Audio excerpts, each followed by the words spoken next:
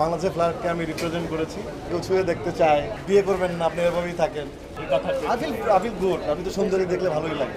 আপনারা খাওয়াইতাম হাওয়া টিভি, আপনার লাগা আমার ভিউ বাইরে গেছে। লন্ডনের মেয়েরা অনেক ভালো, লন্ডন মেয়েরা সুন্দরী, এরকম করে ফ্রি বার্ডের মধ্যে ঘুরে বেড়াতে চায়। এটা না দেখায়, ডিগবাজি দিয়ে ঘুরে দাঁড়ায়।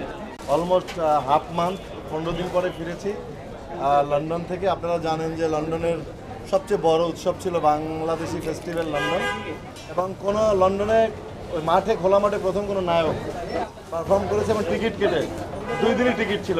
20 থেকে 25,000 বাঙালি ছিল। আপনারা ভিডিওগুলো দেখেছেন হয়তো বা। মানে বাঙালিদের ভালোবাসায় আমি মুগ্ধ। সবচেয়ে বড় কথা, আমি বাংলাদেশের মাটিতে, লন্ডনের মাটিতে প্রথম আমি বাংলাদেশি ফ্ল্যাগ নিয়ে আমি দাঁড়িয়েছিলাম একদম দর্শকের মাঝখানে। বাংলাদেশের ফ্ল্যাগকে আমি রিপ্রেজেন্ট করেছি। বাংলাদেশি শিল্পী হিসাবে ওখানে দাঁড়িয়ে বাংলাদেশের ফ্ল্যাগ উঁচিয়ে ধরতে পেরেছি সবার সামনে। ভালোবাসে অনেক, ভালোবাসার কথা তো একই রকম হয়। কেউ ছুঁয়ে দেখতে চায়, কেউ কাছে আসতে চায়। যখন আমি হাত বাড়িয়ে দিয়েছি, শক্ত করে হাত ধরছে অনেক ছেলে মেয়েরা মিলে, হাত ছাড়েনি। এটা অনেক বড় ভালোবাসার ব্যাপার। মানে এই ফিলটা যে শিল্পী পায় তারই বুঝতে হবে। এটা আমি যে একাই পেয়েছি তা না, অনেক শিল্পীই হয়তো পায়। মানে কানায় কানায় পরিপূর্ণ দর্শক, টিকিট কেটে এসছে 2 দিন ব্যাপী। 2 দিনই পারফর্ম করেছি আমি। অনেক এসছে, অনেক বিয়ে করবেন না, আপনি এভাবেই থাকেন, বিয়ে করলে আমাদের কি করে, বা বিয়ে করার দরকারই নেই, আপনি আমাদের মাঝে এরকম চিরকুমার হয়ে থাকেন। এক কথা, মেয়েরা যারা আসলে এখানে ফেসবুক মেনটেন করে, অনেক মেয়েরা ছিল, সবাই দে আর গুড। আমার সাথে ওখানে বাঙালি মেয়েরা নাচছে ওখানকার, সবাই নাচার জন্য একটা আগ্রহ আমার সাথে নাচ। আপনার প্রতিক্রিয়া কেমন ছিল এই কথা? I feel good. আপনি তো সুন্দরী দেখলে ভালোই লাগে। এটা তো সবসময় আমার খুশি খবর। এত রেসপন্স বাঙালি নারীদের, ভালোই লেগেছে। আপনি হচ্ছে বিনোদন পাওয়ার কথা। একজন নায়ক নায়িকা হচ্ছে এন্টারটেইনার। গানের শিল্পী শুধু গান গায়।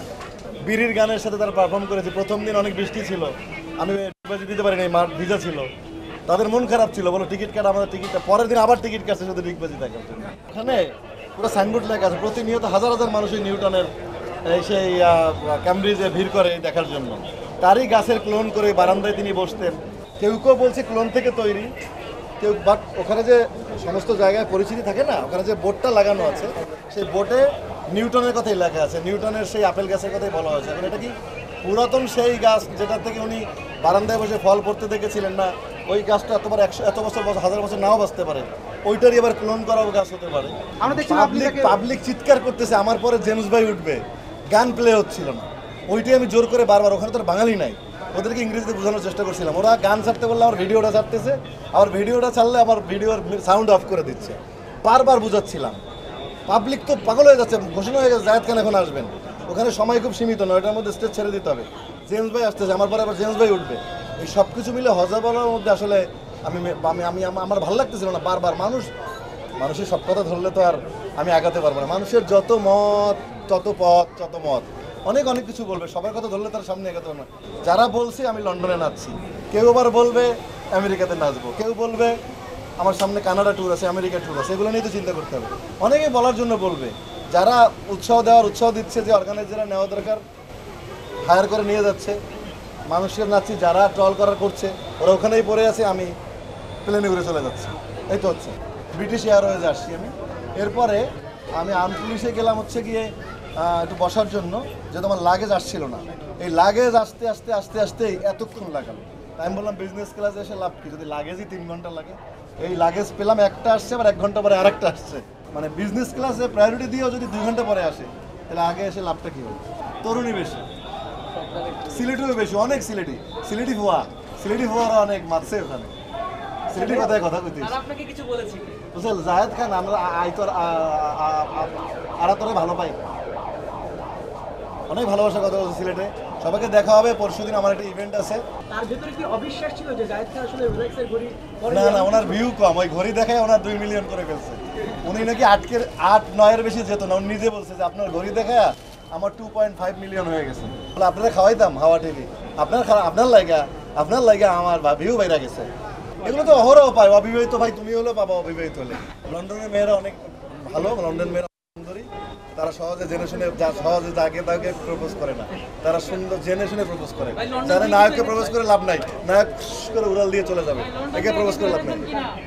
লন্ডনের ফুরিরা অনেক সুন্দরী আছে। না, জায়েদ খান কোথাও ভালো লাগা যাবে না, তাহলে তো আটকে গেল। আমি তো বলছি আটকাতে রাজি না। জায়েদ খান এরকম করে ফ্রি বার্ডের মতো ঘুরে বেড়াতে চায়।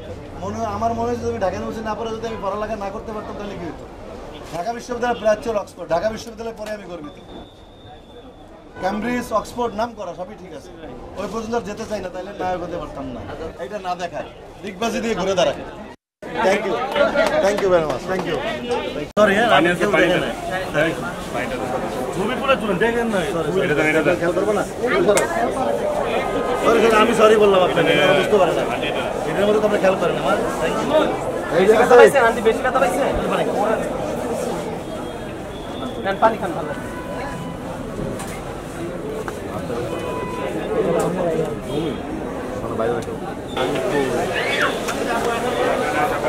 পাগল হয়ে যায় একটা।